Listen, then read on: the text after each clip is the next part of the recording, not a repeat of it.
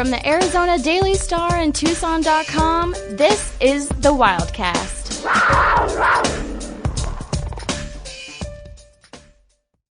The Wildcast podcast coming your way on Apple, Spotify, or wherever you listen to podcasts. We're also on the Wildcaster mobile app.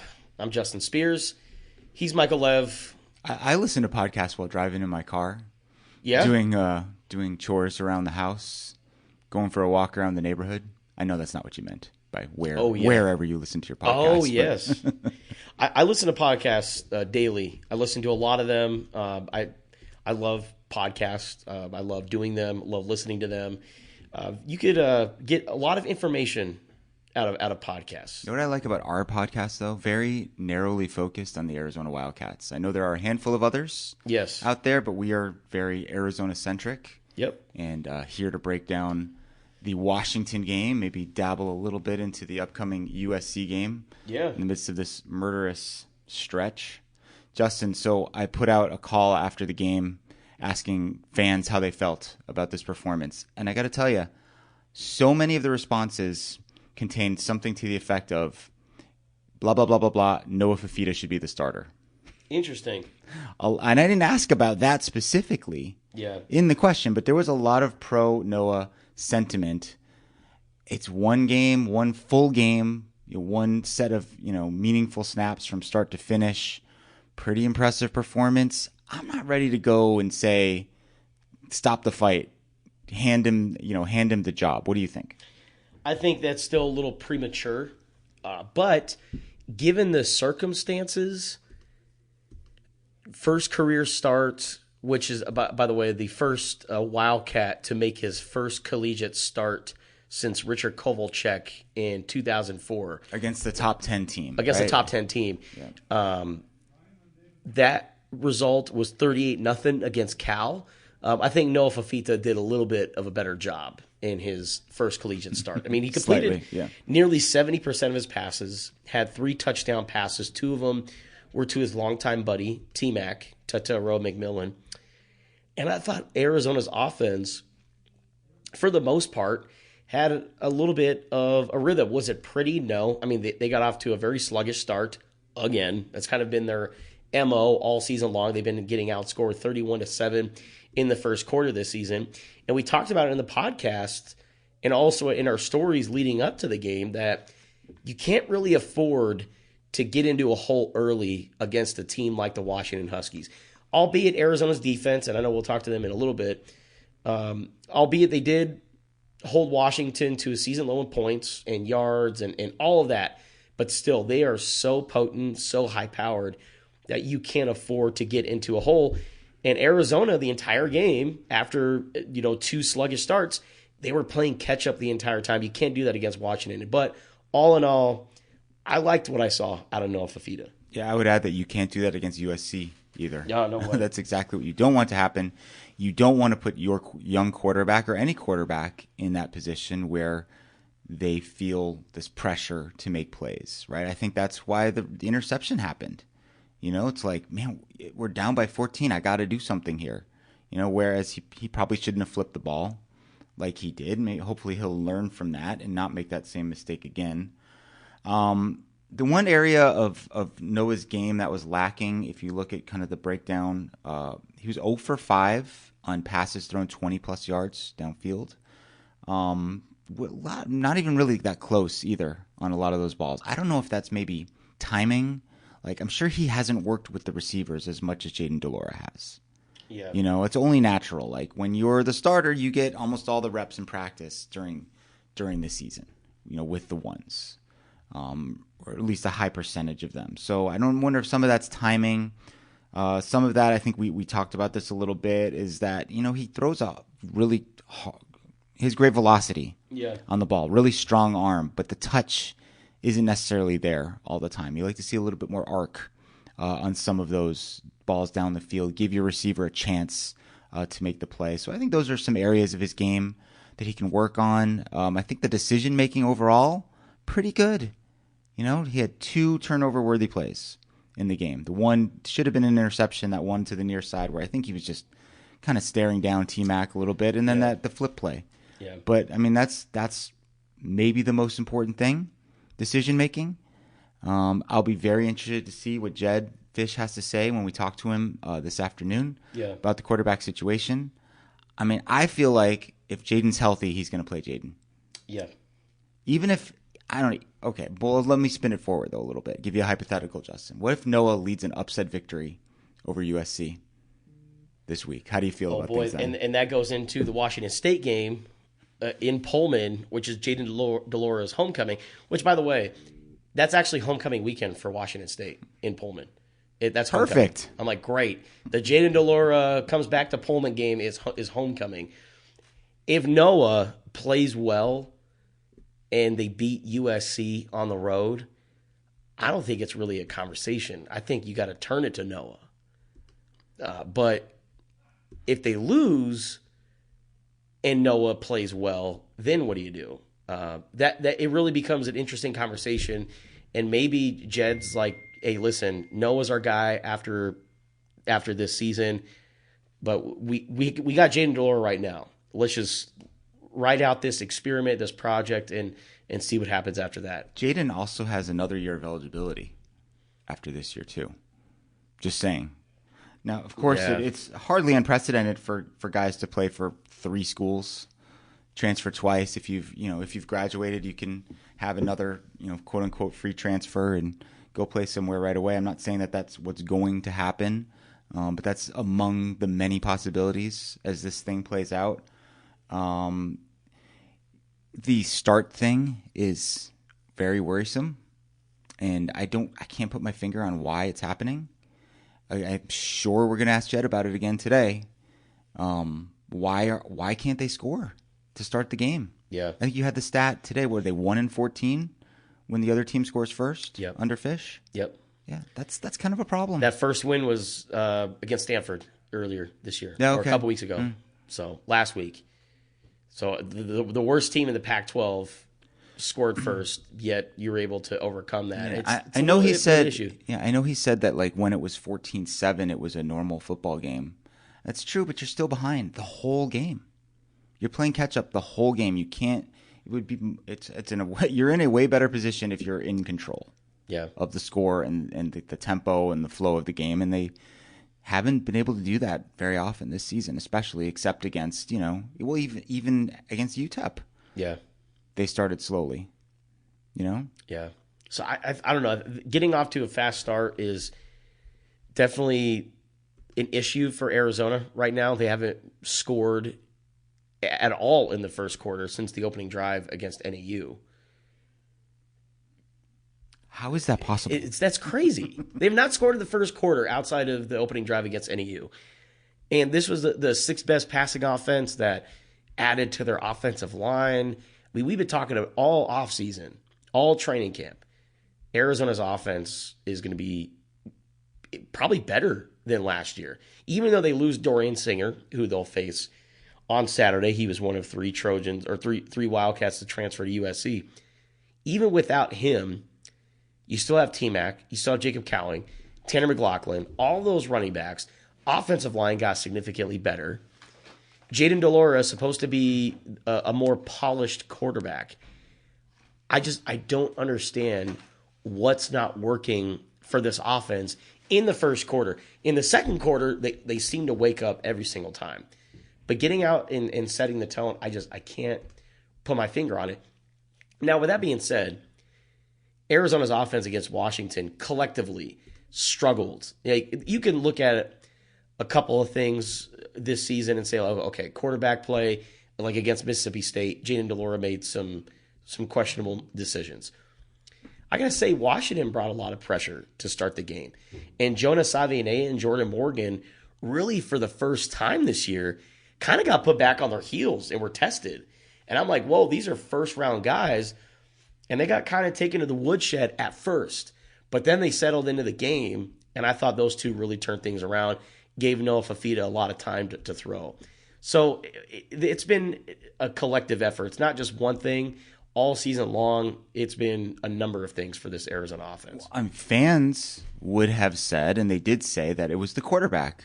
Well, they had a different quarterback, and a quarterback that we all thought played pretty well, and they still didn't score in the first quarter. So that's an area Jed's gotta, like how he focused on red zone or whatever during the offseason, right? Like I think he's gonna have to devote some time to doing something in practice this week to figure out how can we get off to a better start. What can we do differently? Because they need to do something different. You know, whether it's the type of plays, play calling sequences, run the ball more short passes, something to get a rhythm going. Because it's taking them far too long to get into a rhythm, and they're ending up playing from behind, which is not a formula for success. And putting a lot on the plates of the defense. But with that being said, the defense has stepped up time and time again this year. It's really been amazing to see the transformation on that side of the ball. And Johnny Nansen, I mean, now that we've seen him in year 2 where he's got more of his guys that he wants in his defense, now we're starting to see why Johnny Nansen was hired as Arizona's defensive coordinator. In the first road game against Mississippi State, last season, Bulldogs passed the ball a lot. This season, they ran a lot. So what did Johnny Nansen do? Well, he brought in Justin Flo, who's a great run-stopping linebacker, and he came in and made a bunch of plays against Washington on Saturday. Yet the Huskies utilized a lot of horizontal passes, a lot of dump-offs and screens. Like, it was not like the Washington offense that we've seen this season. But they used the dollar package a lot, got their best athletes out in space, and did it prevent Washington from having another great game? I mean, they still put up nearly 400 yards of offense or passing the ball, but they really made Washington earn their yards. I mean, all of Washington's yards, for the most part on Saturday, were all yards after catch. But the adjustments that Johnny Nansen and his defense made throughout the game, I thought gave Arizona a fighter's chance. Sure did. I mean, they hadn't scored fewer than 41 points in a game. They held them to 31. They scored only 10 points in the second half. Forced a couple 3-and-outs, field goal attempt, had a turnover, almost had another turnover. Yeah. Like, very close, like within inches. Yeah. Kind of like, it was kind of like Did Des catch it? The way that Traden Stukes, like, you know, like elbow hit the ground, like right inside the sideline, reminded me of when Jaden was going for the first down on the 4th down play against Mississippi State.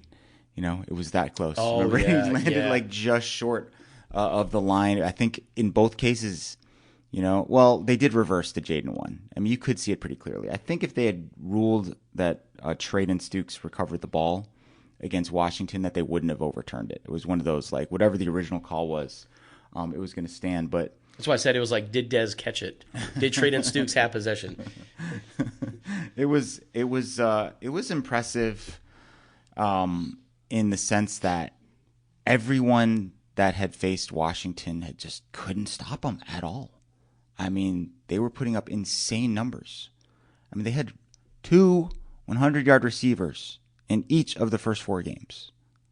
They had none. Wow. They had none against Arizona, right? So great job by that side of the ball. Really impressed with what Johnny Nansen has done. I think he's disproved a lot of doubters this year. People were complaining about the scheme in the first half, but I mean, they went in. Obviously, they're like, we're going to take away the big play. We are going to play back. We're going to play a shell. We will give you the other stuff. And when the other stuff was effective, they all changed it up a little bit, used the dollar more athletes on the field, as you mentioned, maybe shut down a little bit of that stuff. Hit Penix a few times, you know, hurried him a few times, sacked him twice. He'd only been sacked once the whole year. USC's quarterback, Caleb Williams, is a different kind of guy in that he can keep plays alive. So there's like a whole, there's a whole additional set of challenges there. We'll talk about that later in the week. But again, like, pretty dang good defense, no doubt, from Arizona, which, I mean, just hasn't been good at defense in a really long time. Yep. Got a decent defense and two quarterbacks that they could use and you'd be okay with. Yeah. Where's the offensive explosion? That's my question. Is it going to happen this week? against USC, a USC defense that's really struggling, or somewhere down the line, or not at all? Because I feel like based on just our preseason expectations, that side of the ball is underachieved a little bit. All right, Lev, ready to answer some questions? Yeah, let's go. All right, so we got some mailbag questions. Lev, you want to go into year one of 700 that were submitted to you? Well, yeah, a lot of those were in response to that question. I'll get to some from earlier in the week first, okay? Okay. This one, the number is wrong here, but the spirit of the question is right. From the real Pap, can we win another 4 games to become bowl eligible? The number of wins that they need to become bowl eligible is actually 3. Can they win another 3 games to become bowl eligible? What do you say, Justin? I think they can. I mean, it's going to be tough here the next couple of weeks. I mean, Jetfish has this quarter system. First quarter was non-conference play, 3 games. They won the first quarter. They went 2-1. Second quarter, not looking so hot right now. We'll see how they finish out the second quarter this week against USC. But I think if they go into that bye week with, if they have a losing record, if they feel good about those losses, you can reset. Come out against who do they got? I think it's Oregon State. Oregon State. UCLA. They have both of those at home. Homecoming. Those to me are winnable games. Very winnable games. I mean, if you take arguably the best team in college football right now down to the wire and have a chance at home, I feel like you can beat USC or UCLA and Oregon State. ASU, obviously another one. Those are your 3 games right there. At Colorado? At Colorado is another one. Winnable. If they have Travis Hunter back at that point, which we expect that they will be a much tougher out. That's become a difficult place to play. But I think it's possible as well. I think they can. So this is before the game. If Fifita leads Arizona, this is from Mo Payana. If Fifita leads Arizona to a close loss or a win in each of the next 2 to 3 games, Jaden is out. Does he win the job? That's the question at the top. It's the big and looming question right now. You gotta. I think if he were to lead Arizona to an upset win over USC, I think it would be hard to give the job back to Jaden at that point. I mean, there's a lot of outcomes too that kind of make it easier for Jed. Like if Noah really struggles, throws like 4 picks, looks overwhelmed against a struggling USC defense, and Arizona gets blown out, then it's like, okay, he's not quite ready for this. Jaden's he's recovering. He'll be fired up to play Washington State. We go back to Jaden. If the outcome is the other way, and if Noah plays really well and they upset them or nearly upset them, it becomes much more difficult. Man, that would be so less exciting. Like, with all due respect to Noah Fifita, because I think he's going to be a great quarterback at Arizona, and it has definitely a bright future. Man, Jaden going back to Washington State as a backup. That'd be interesting. I got one here from Tyler Quillen. We're going to save this one for a future podcast, maybe like a bye week or something. He said, If we cast actors to play players and coaches in a Friday Night Lights type movie, who would you cast? So let's put that one on our memory banks. Interesting. Okay, bookmark it. Yeah, let's bookmark that one for the future. You got Bobby Cannavale as Jetfish. That one's a for sure. That one's a done deal. We have to get him, and then everyone else will fall into place. AZ Cat John asks, if the school presidents would have waited a little and saw where we are now, and with the Prime impact, would the networks have come back in and bid? He's talking, of course, about the Pac-12. Timing is everything, right? If this season had happened last year and then the window opened for negotiations, I think the Pac-12 would have survived. Yeah. USC and UCLA were already gone, so that's whatever it is. But I think they would have gotten a deal done, and the Pac-12 would have survived. I think so too. I mean, it's like it's the best conference in the country. It's exciting. There's all these teams in the top 15. All these great quarterbacks, huge ratings for Prime in Colorado every time they play. I think, yeah. I think he's right. Big noon kickoff. They're just like, all right, we're gonna be in Boulder all season. Yeah.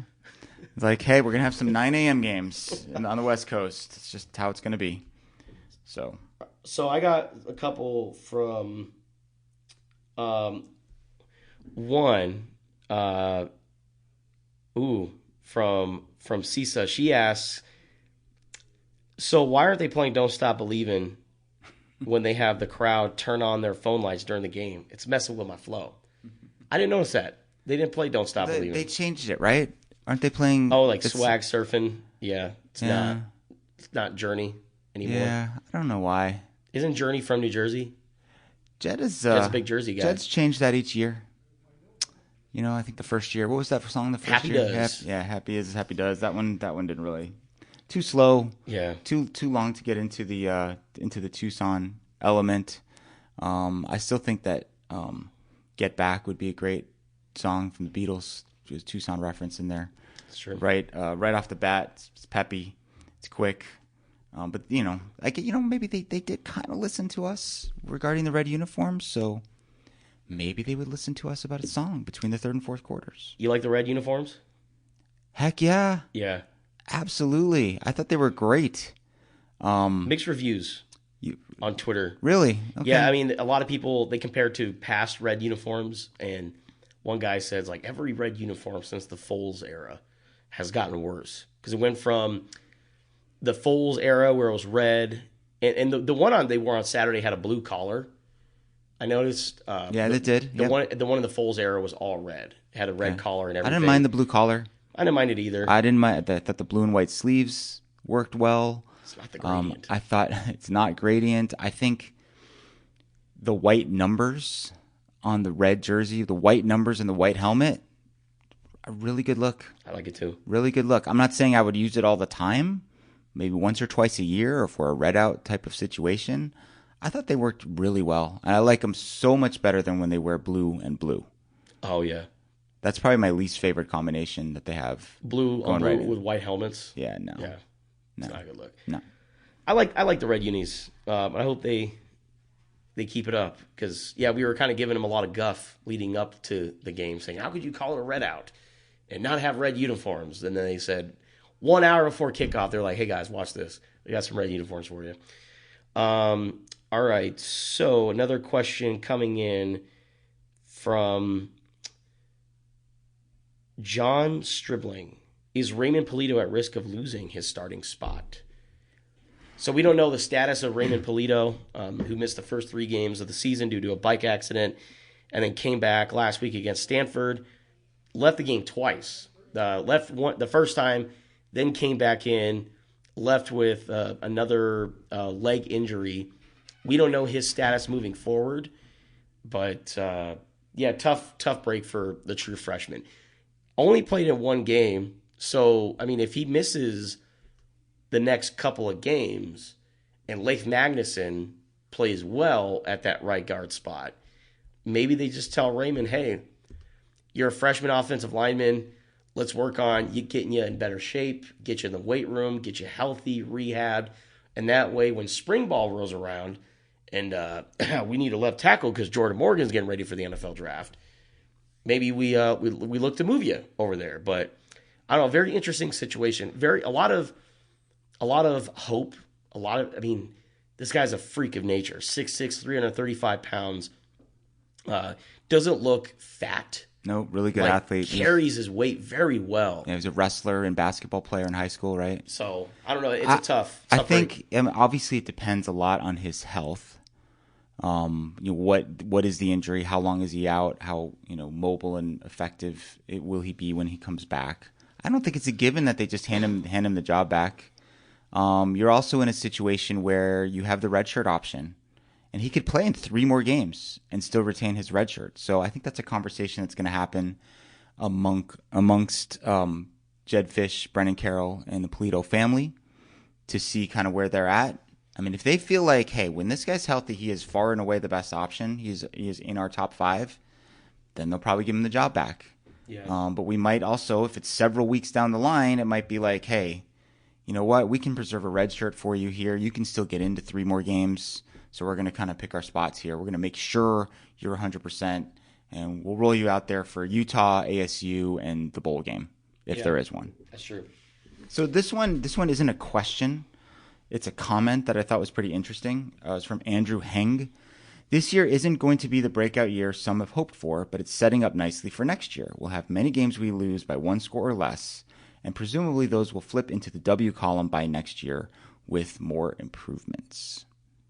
So Andrew's contention is that this year is the lose close year, and next year is the win close year. But I kind of thought this year was supposed to be the win close year. Yeah, me too. Right? And last year was the lose close year. So I don't know. Maybe he's right. Maybe that's the real timeline. If you if you truly go by the first year is year 0, 2022 is year 1, then this should be the lose close year. Mm-hmm. You know, Jed's big on that. You know, 2021 was year 0. Like it doesn't count. It was his redshirt year, if you will. But I mean, if you do look at the results so far, I mean, they have 3 wins, and one of them is a close win. And they have 2 losses, both by 7 points, by the exact same score. One of them was in overtime too. Yeah, I don't think those even though the scores were the same, I don't think we look at those 2 games the same. I look at Mississippi State as they should have won that game. Yep, they could have and should have won that game. Whereas Washington, they were in control pretty much the whole time. There was never a point where Arizona, was truly threatening them. If they had recovered the onside kick, they would have had a chance at the end. Arizona didn't shoot themselves in the foot against Washington. No. With the exception of the one interception by Noah. But outside of that, I mean, Noah played a fairly clean game. That wasn't the case against Mississippi State with Jaden. Nope. So. Nope. And they had outgained Mississippi State by a bunch. Yeah. I mean, kind of dominated them really from the second quarter on. So what happens first? Arizona football finishes a season with more takeaways than turnovers, or Arizona men's basketball makes a Final Four? Who's that from? This is from Big Earn. Big Earn. Okay. More takeaways than turnovers. So talking about having a positive. They're pretty far off from that right now. Yeah, I don't think they're going to have more takeaways than turnovers this season. I'm kind of bullish on this Arizona basketball team this year. I've really good depth, good roster. They did really well in the transfer portal. Once again, brought in some high level Euros, some pretty good players returning. Final Four, Justin, are we ready to go there? I ain't ready to go there just yet. Because, I mean, how many times have we said this about an Arizona basketball team? I've reached a point, Lev, where I'm like, I'm not going to say it until it happens. Because I thought the DeAndre Ayton team was going to go to the Final Four. And this was right before Lute Olson had passed away. And Lute Olson, rest his soul, went to Arizona practice before that season. And I remember he did a news interview with, I think it was Paul Cicala at KVOA. Or News 13. I'm getting my TV stations mixed up here. One of those two. And Lute Olson told him, this is the most athletic and talented Arizona basketball team I have ever seen. Lute Olson said that about the DeAndre Ayton team. And what do? They lost in the first round at Buffalo. So I've gotten to a point now where I'm like, I'm not doing it. I'm not saying anything about a Final Four until they actually do it. So, but with that being said, in terms of what's going to happen first, I would probably lean more towards the Final Four happening. Than having a positive turnover ratio? Yes. for one. That's not that much to ask, is it? And maybe it's a bit to ask right now because they're behind in that regard. Still no interceptions. Still no picks, man. Right? No picks. Caleb Williams has 1 interception the whole season. Doesn't seem like that's forthcoming. They had only 4 last year. Yeah. Remember when Johnny got here, there was a flood of interceptions in practice. Right? I remember writing about this. Like, they're playing a zone defense now, and they've got eyes on the quarterback, and that leads to more interceptions. And when they were playing man under Don Brown, they were in the trail position, and they were looking at the receiver and not at the quarterback. So the picks haven't come. And what's funny is, like, picks have not come. In the spring, Isaiah Taylor was an absolute ball hawk. I mean, in team periods, it seemed like Isaiah Taylor had like 7 or 8 interceptions by himself in the spring. And I was like, oh, man, Arizona's secondary has gotten a lot better. Is it the secondary getting better, or is it quarterbacks making poor decisions? And then what have we seen so far this season? We've seen a lot of picks from Arizona, and we've seen a lack of picks from Arizona's secondary. But I think that'll turn around here very soon. Against USC, highly unlikely, but on the road against Washington State, maybe they're going to need it. Maybe. Cameron Ward's balling out too. Yeah. If they don't have any picks going into the bye, that would be a wild stat. I mean, that's a total aberration. And Johnny Manson's like, listen, I'm getting tired of throwing these guys the ball at practice because they don't catch it in games. How about first pick of the season, deflected pass thrown by DJ Youngalola, intercepted by his cousin, Ty Youngalola. How about that? Book it. All right, so another question coming in. Speaking of the defense, seems like the defense gets more stops than they bring pressure, or when they bring pressure. Jacob Manu, seems like he lives in the quarterback's face. Why not do it more? We sat back and Penix tore them up in the first half. How did they not adjust quickly? I mean, look, I get it. Everyone always wants to be super aggressive and blitzing all the time. That was kind of Don Brown's mantra, but even he wouldn't blitz on every single play, right? I think you want to mix it up. You don't want to show the same looks over and over. Jacob Manu definitely is an effective blitzer. We think that Justin Flo would be an effective blitzer if utilized in that manner. They've brought Dalton Johnson on pressures, and he's looked good. Dalton Johnson, by the way, surging up the charts here into readily becoming one of their best and most valuable defensive players. He was nominated for Pac-12 Defensive Player of the Week this last week. I don't think he's going to win it, but the fact that he was nominated, 10 tackles, 2 forced fumbles, 3 forced fumbles on the year, good. That's all good stuff. Of course, we'd like to see, everyone wants to see more blitzes. Everyone wants to see more pressure, but you can't show the same looks over and over. That's the key to me, right? You can't play coverage all the time. You can't pressure all the time. You got to mix it up. You got to look at opponent tendencies, and you got to look at what your guys do best. All right, real quick, Lev, before we get out of here, someone asked, why is Justin Flo not getting playing time? Any update on recruiting? No updates on recruits. They had a bunch of guys in town this weekend, including Arizona commit Damon Williams. Normally, I mean, that's how Arizona has been the last couple of years. They get all of their commits in the summertime, and then most of them sign in December during the early signing period. After that, Arizona will then kind of reevaluate some things. They'll go into the transfer portal, get the guys that they really want, and then they'll probably add a few more pieces in the spring for the actual national signing day. So no really major updates on recruiting. As far as Justin Flo, it just wasn't his game against a passing team like Washington, and this might be the case against USC this upcoming week. Justin Flo has not really been one of Arizona's best pass coverage linebackers.